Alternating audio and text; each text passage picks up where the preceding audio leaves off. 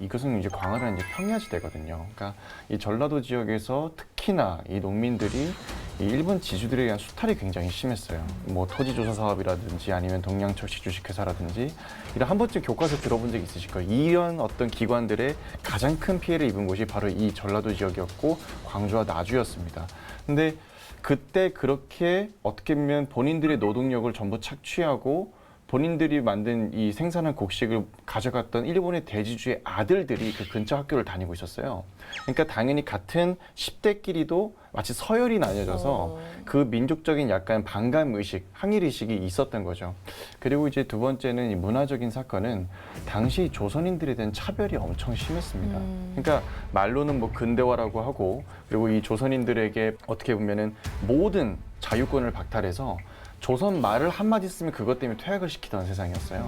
그러니까 어떤 꽃을 보고 저 꽃이 뭐니 이게 무궁화다.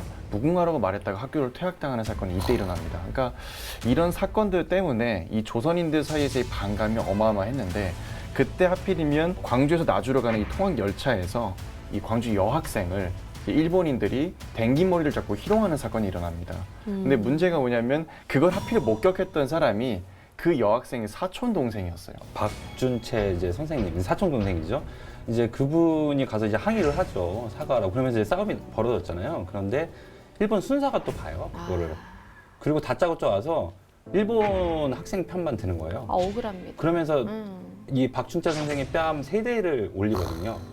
그러니까 그거를 다 우리 조선, 우리 학생들이 옆에서 다 보고 있었던 거죠. 얼마나 이제 분통이 터졌겠어요. 근데 이제 그 열차 안에 있었던 일본 사람들도 다 일본 학생들 편을 드는 거예요. 그래서 부글부글 하지만 네.